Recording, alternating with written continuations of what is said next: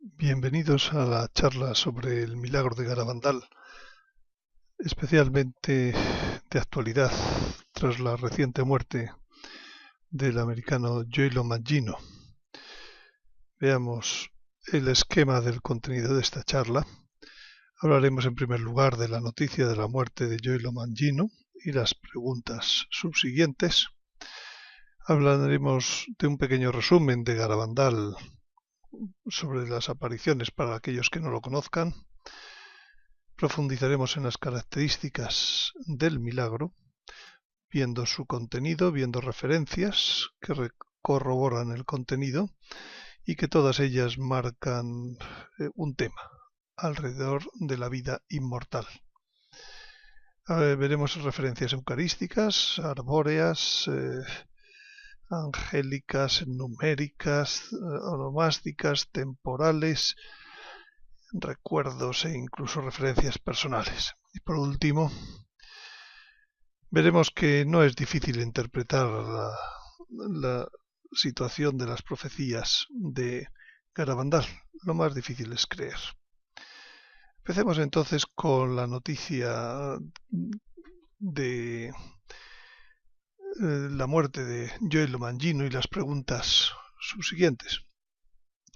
Gioelo Mangino es un americano que va a Garabandal previa pregunta al Padre Pío sobre si le parece bien.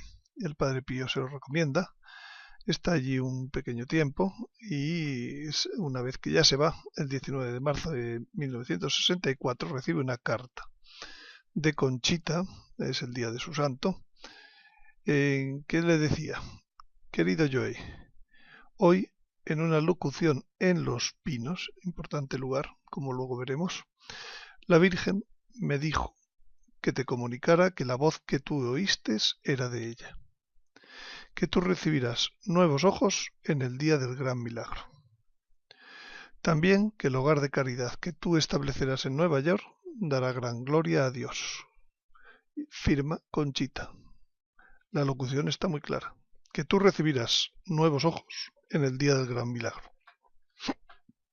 Y, lógicamente, cuando recientemente, hace tan solo 4 días, llega la noticia del fallecimiento de Gioelo Mangino, el 18 de junio del 2014, pues todo el mundo se cuestiona. Esta noticia destruye la veracidad de las profecías contenidas en las apariciones de la Virgen de Garabandal. Bueno, antes de dar respuesta a esa pregunta, necesitamos ver un poco con profundidad lo que dicen las apariciones de Garabandal desde distintos puntos de vista y especialmente relativo al gran milagro, que es el día en el que el señor Gioelo Mangino recibirá unos nuevos ojos. Las apariciones de Garabandal se dan entre el 18 de junio de 1961 y el 13 de noviembre de 1965. El testimonio más solvente de todos ellos es el de Pablo VI, que dice ser la historia más hermosa de la humanidad desde el nacimiento de Cristo. Es como la segunda vida de la Santísima Virgen en la tierra y no hay palabras para agradecerlo. Garabandal es una localidad pequeñísima en el norte de España, en Cantabria, las montañas de Cantabria. Estas son las niñas que entonces, cuando comenzaron las apariciones, tenían 11 y 12 años. Sus nombres: Conchita, Loli, Jacinta y Maricruz. Conchita, la que lleva el encargo mayor, es la de coletas en esta fotografía. Ellas tienen unas 2000 apariciones de la Virgen en 18 meses, a lo largo de 18 meses. Luego quedan algunas apariciones solo para Conchita y locuciones para las demás. En 18 meses, 2000 apariciones supone unas 4 diarias. Y aquí se ve pues la felicidad que tenían durante los éxtasis. En estas, a veces rodeadas, a veces más solas, a veces de día, a veces de noche. 4 veces al día. Y felices. ¿Cuáles son las enseñanzas espirituales? Pues la vida de oración constante, que todo cristiano debe tener, entrelazada con las obligaciones ordinarias. En su caso, en estas niñas era asistir a la escuela y colaborar en las faenas del campo de su casa. La Virgen les enseña la importancia de los sacramentos y la frecuencia de recibirlos. Les enseña el sacrificio en las pequeñas molestias y contrariedades de la vida, les enseña el valor para Dios que tiene la vida ordinaria y los deberes de ese estado. La Virgen apreció y besó los anillos de muchos matrimonios como si fueran esos son objetos sagrados. Después de ser bendecidos, la Virgen también visitó todas las casas del pueblo sin dejarse ninguna. La Virgen pues enseñó a obedecer a los padres, a estas niñas. Les aconsejó modestia en el vestir y en los adornos exteriores. Les puso interés en todo lo que era aparentemente trivial, todo, pues las muñecas que tenían, las faenas que hacían, las vacas, se interesaba por las vacas, por los taxistas que subían a mucha gente. Se interesaba la Virgen por todo lo trivial, la vida ordinaria era de interés para la Virgen. Les hizo distinguir entre juegos sanos y lugares de ocio que eran inadecuados, y hasta la Virgen jugó con ellas al escondite, como cualquier madre puede jugar con sus hijos. E incluso pues durante los éxtasis a veces pues hacía un alto en el éxtasis para que pudieran cenar y luego continuaba. La vida ordinaria como base de la vida cristiana, que a Dios le interesa. Aquí tenemos una foto de la aldea, unas 60 casitas nada más, con 3 lugares significativos: la iglesia, el centro de muchas cosas, los pinos, otro punto después de que siguen, pues sale pues por una calleja llamada calleja, camino empinado para llegar hasta los pinos.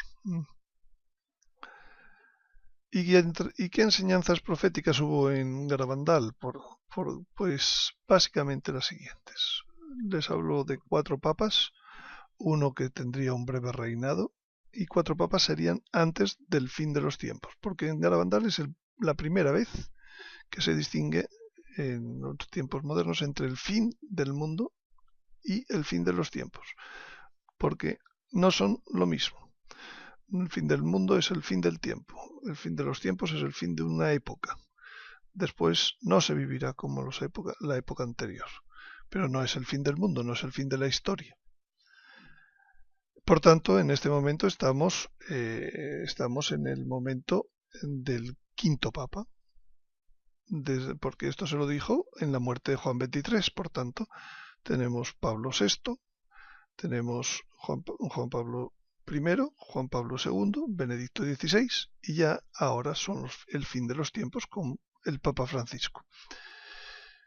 Les habló de la vuelta inesperada del comunismo y de la persecución a los cristianos, y que todo ello ocurriría a la vuelta de un viaje del Papa a Moscú. Les habló de un hecho global que se llama aviso, para preparar la gran visión del siguiente hecho global de importancia global, que era el gran milagro.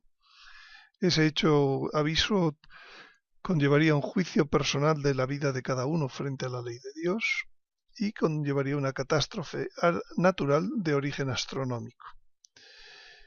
El gran milagro ocurrirá después y será el mayor milagro tras la resurrección de Jesucristo, cuya finalidad es la conversión interior del mundo entero, y quedará de ese suceso una señal perpetua en Garabandal.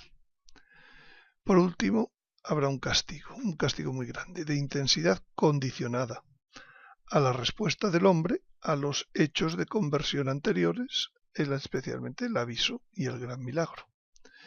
Y por último, se llegará a una larga época de paz y conversión universal. Bueno, entremos entonces en el gran milagro, en sus detalles. Será el mayor visible tras la resurrección de Jesucristo, porque se ve que La Eucaristía es un milagro, vamos a llamarle invisible. La finalidad es de conversión interior del mundo entero y no solo de Rusia, como una vez le preguntó Conchita.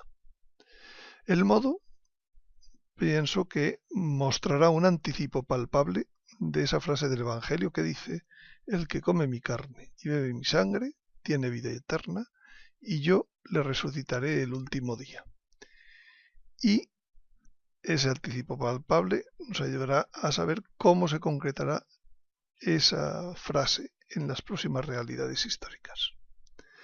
Será un fenómeno visible en el cielo desde los alrededores de Garabandal.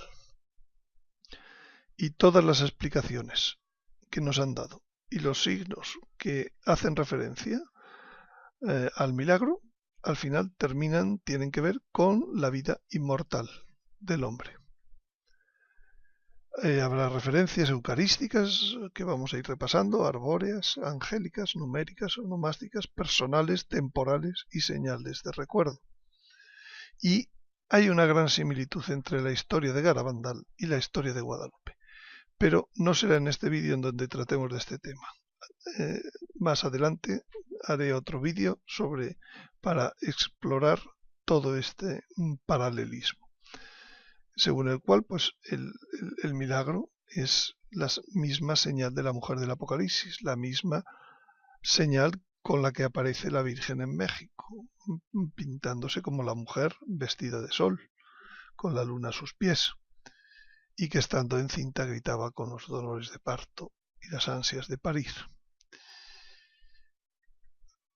El milagro será una visión, pero no una visión como simplemente ver a la Virgen, como ver a una persona, como sería ver a la Virgen en Fátima, sino un milagro más palpable, como sería el caso del sol, el milagro del sol en Fátima, pero mucho mayor que lo que fue el milagro del sol de Fátima y no de carácter astronómico.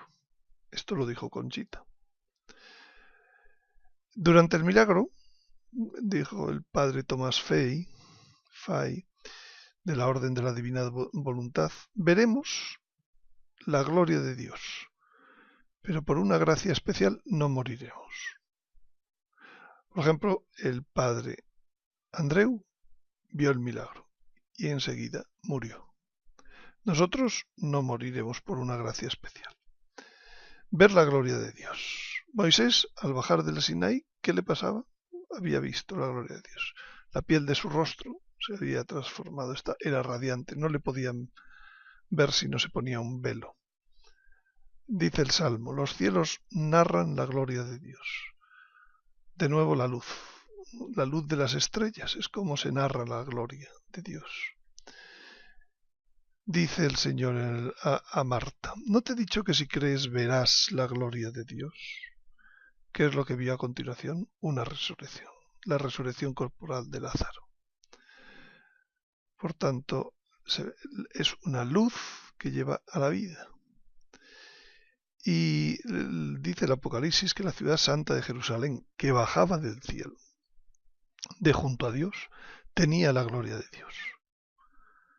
Su resplandor, de nuevo la luz, era como el de una piedra muy preciosa. Pero lo curioso es que en la Nueva Jerusalén, en la ciudad santa, no habrá ya muerte.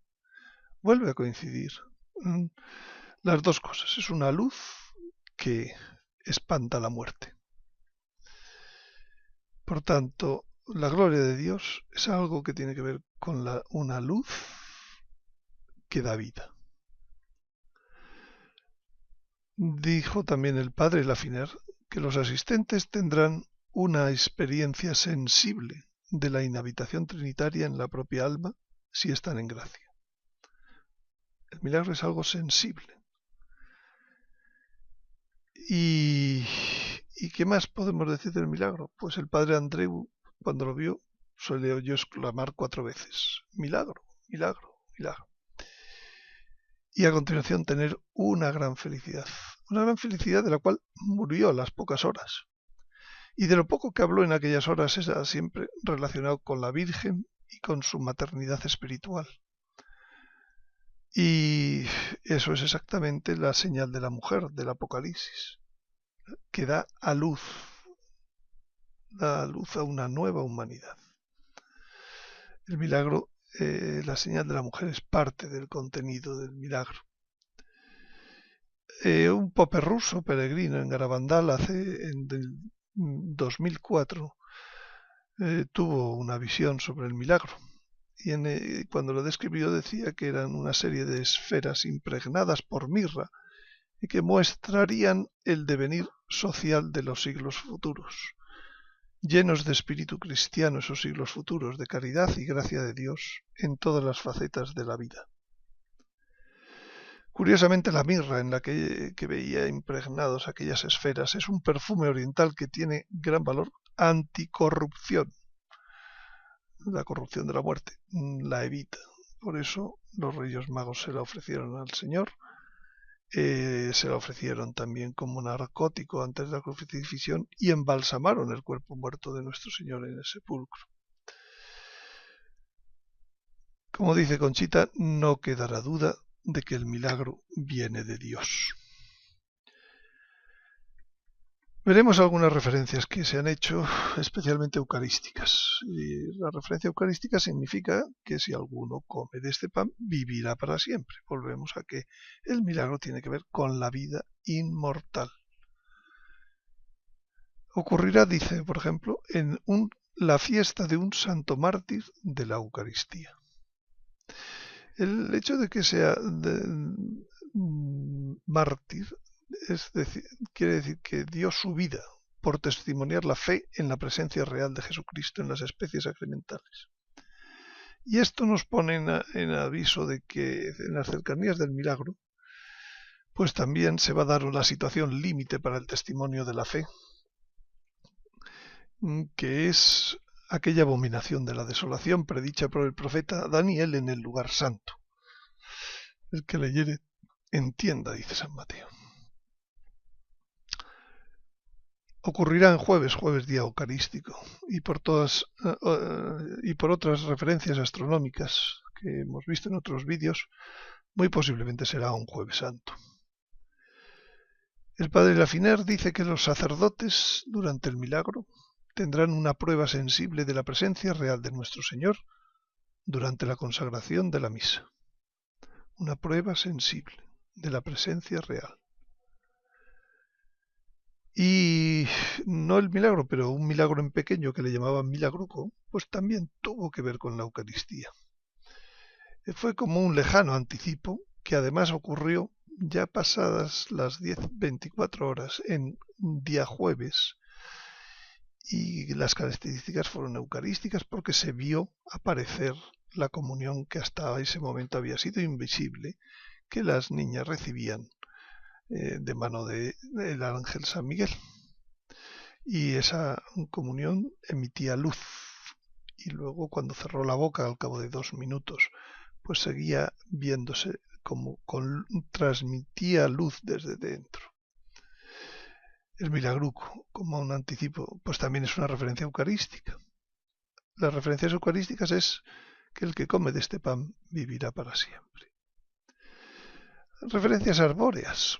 Los Pinos en el Garabandal es un paraje que está a 350 metros de la iglesia, ladera arriba, con unos pinos tipo cedro, que se plantaron con motivo de una de las primeras comuniones a primeros de siglo de niños de la aldea.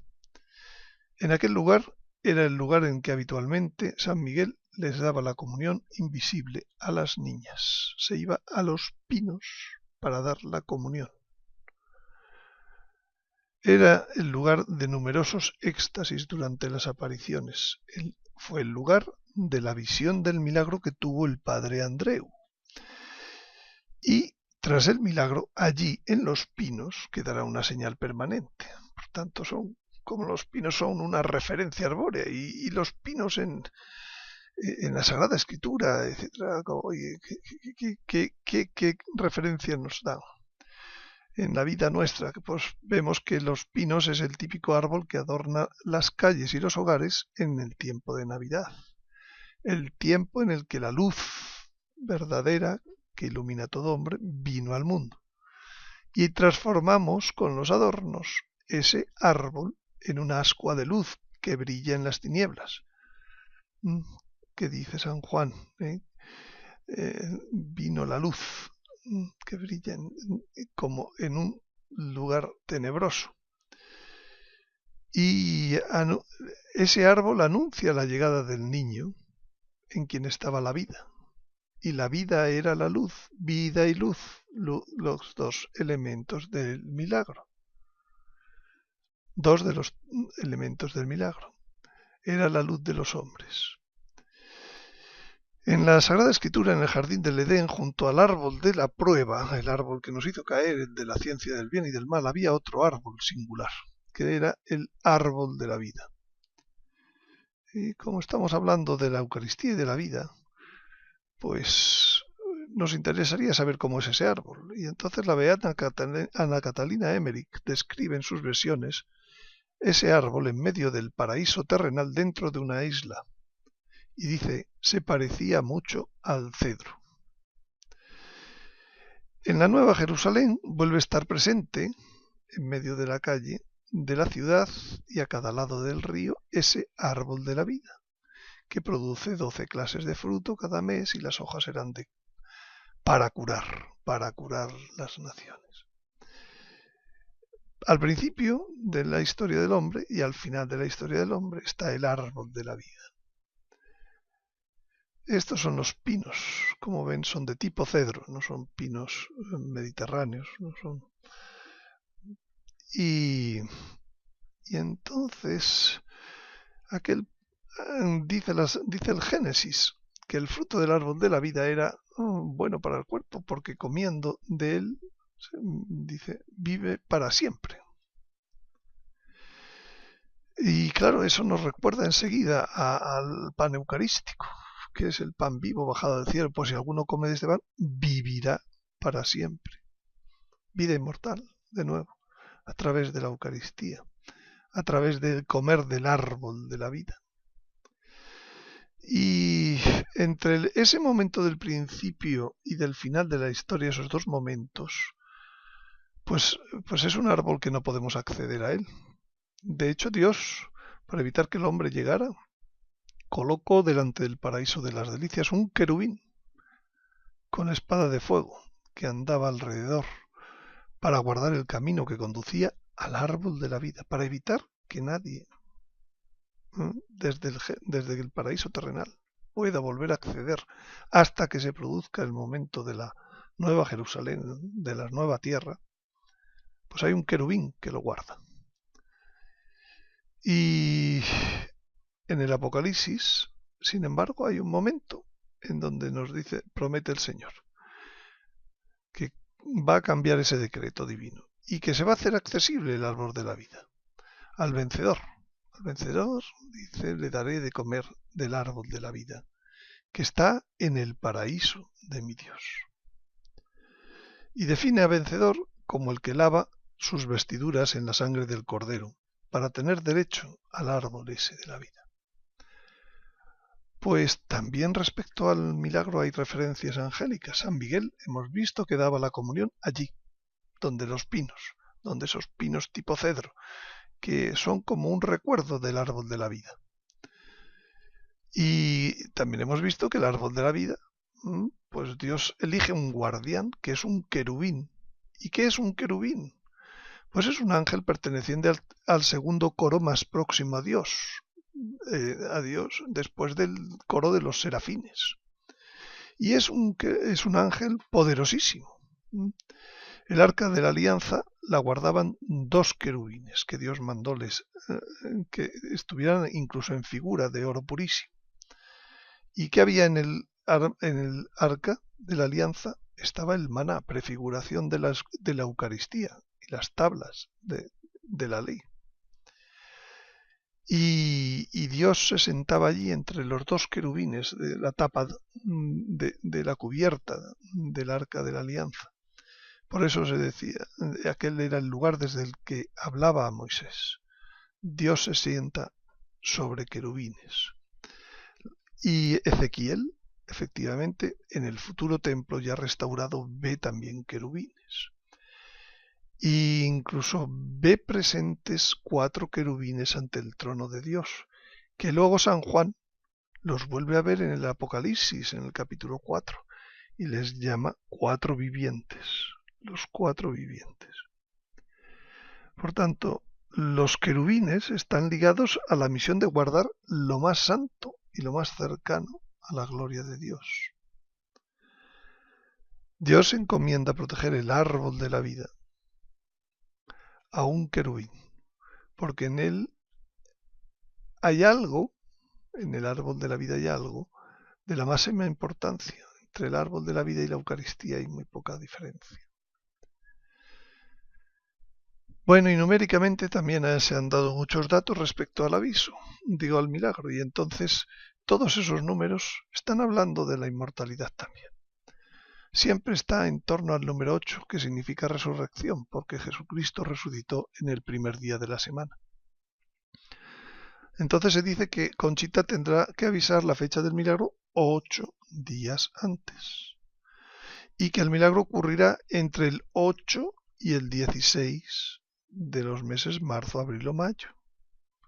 Curiosamente, el 16 es el doble de 8. Es como si el 8 fuera la resurrección de Jesucristo y el doble nuestra resurrección o nuestra transformación, la que Jesucristo efectuará en nuestro cuerpo miserable conforme a su cuerpo glorioso, dice San Pablo.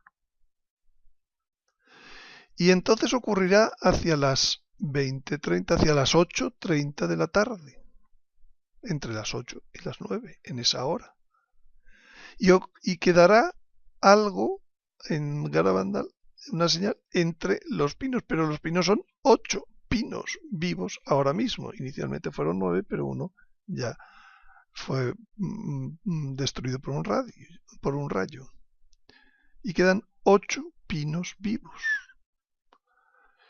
Y si multiplicamos 18, que es la fecha en la que se han dado los principales acontecimientos de Garabandal, por ejemplo, los 2 mensajes, por ejemplo, el comienzo de las apariciones, etc., si multiplicamos 18 por 8, casualmente llegamos a 144, que es la base de los 144.000 sellados. 144.000 que son tomados de entre los hombres como primicias para Dios y para el Cordero. Y primicias de una cosecha posterior. Significa, la primicia es que hay detrás una cosecha. Y esas primicias tocaban sus cítaras y cantaban un cántico nuevo, que nadie podía cantar, nada más que ellos. Por tanto, toda referencia numérica alrededor de Garabandal y del milagro tiene que ver con el 8. Las referencias onomásticas, los nombres de las 4 niñas. Las 4 niñas empezaban su nombre por María, pero la acompañante era Dolores, Cruz, Concepción y Jacinta. Muy bien, pues con esos 4 nombres, sus significados, podríamos unir una significativa frase. María, por los dolores de la cruz, concibió, Conchita concibió, y Jacinta, el lirio, un jacinto. Concibió, dio a luz. María por los dolores de la cruz, María corredentora. Es una señal de está dando a luz a través de la mujer. Es los nombres, esa frase, pues es una alusión al quinto dogma mariano, de que es María corredentora, medianera y abogada.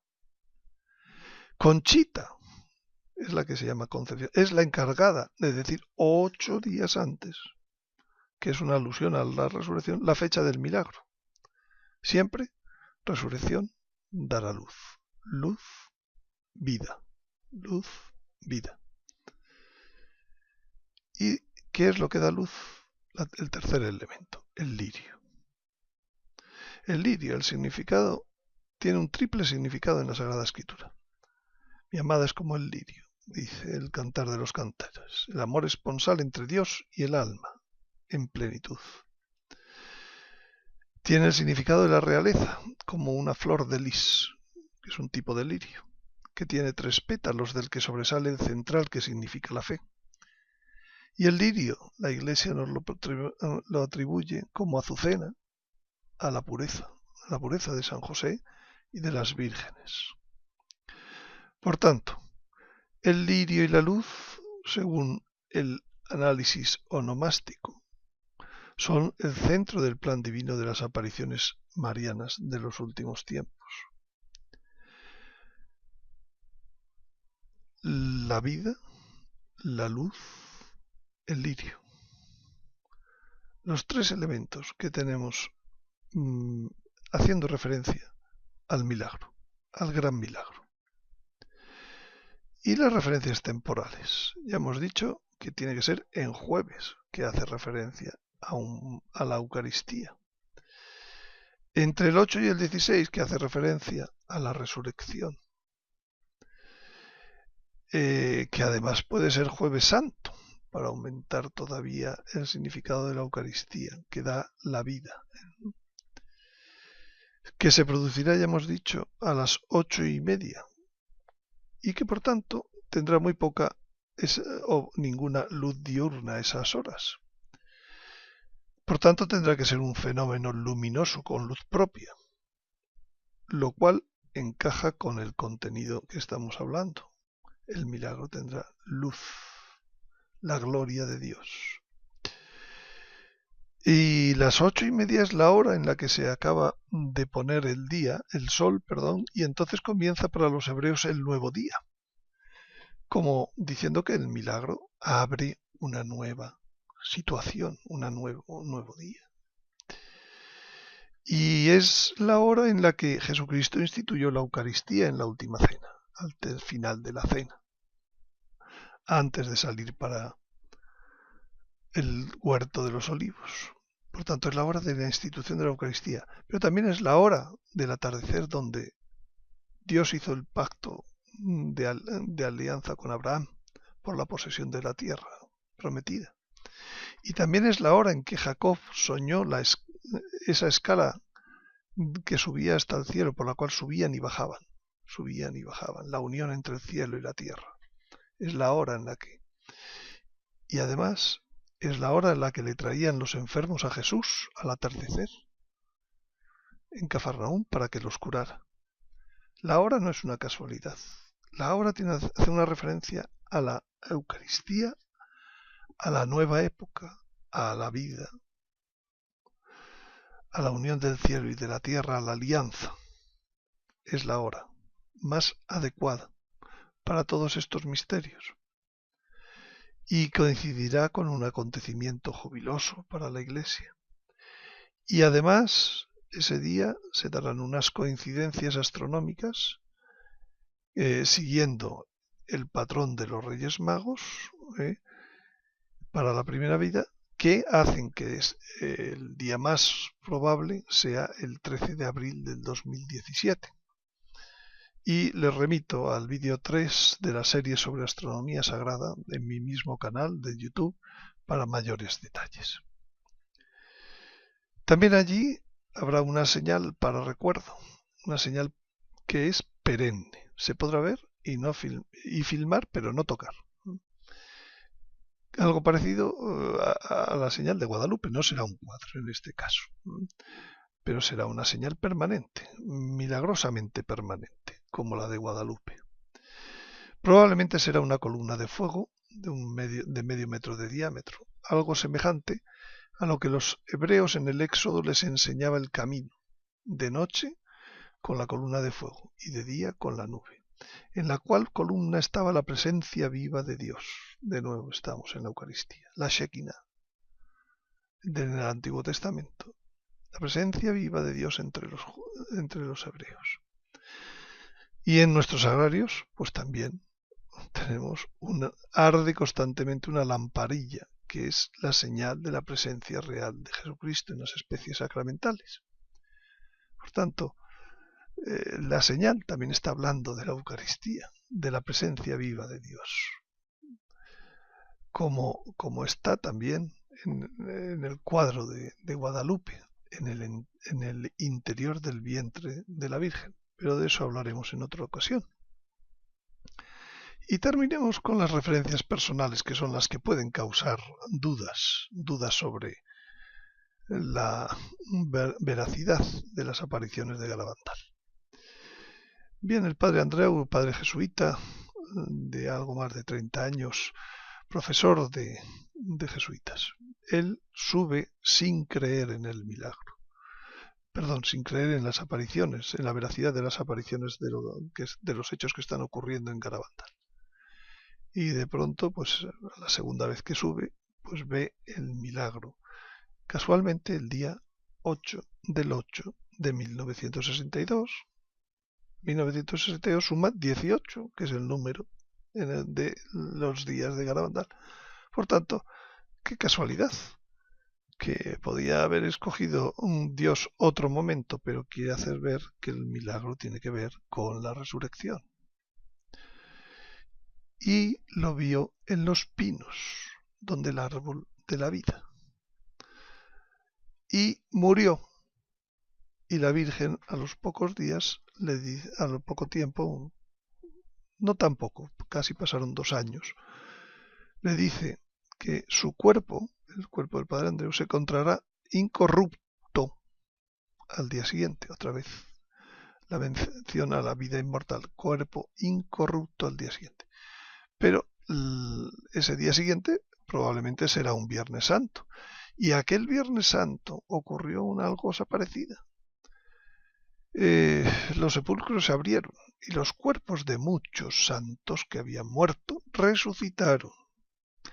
Y saliendo de los sepulcros, después de la resurrección de Jesús, es decir, esperaron hasta el domingo. Se abrió el sepulcro un día, pero resucitaron. Salieron de esos sepulcros después de la resurrección de Jesús, ya, es decir, ya el domingo de Pascua, vinieron a la ciudad santa y se aparecieron a muchos, dando testimonio. Quizás sea este el caso del padre Andreu y de los nuevos tiempos. El hecho cierto es que hoy en día sus restos ya han pasado más de 50 años de su muerte, pues están reducidos. Como prueba, la foto de la derecha, en el que vemos a una mujer que es Loli, después del año 2000, una de las videntes, que está frente a un nicho compartido, en el cual es donde hoy en día descansan los restos del padre Luis Andreu. Por tanto, los restos son cenizas hoy en día y se aparecerán incorruptos. Esta fue el momento en el que él vio el milagro y gritó. Las niñas no estaban viendo el milagro, pero sí que le vieron en el campo de la visión, porque ellas en los éxtasis que daban no veían a nadie, más que a lo sobrenatural. Bueno, y esa segunda persona que tiene referencias personales ligadas al milagro es Gioelo Mangino. Él en el milagro recibirá ojos nuevos. Pues ahora se puede entender dicho todo lo anterior, puesto que el milagro tiene que ver con la vida inmortal. Que no es que él iba a estar vivo hasta el milagro, pero su muerte lo relaciona una vez con el misterio de Garabandal. Y por tanto, lo que ocurre en el milagro, pues será como el padre Andreu.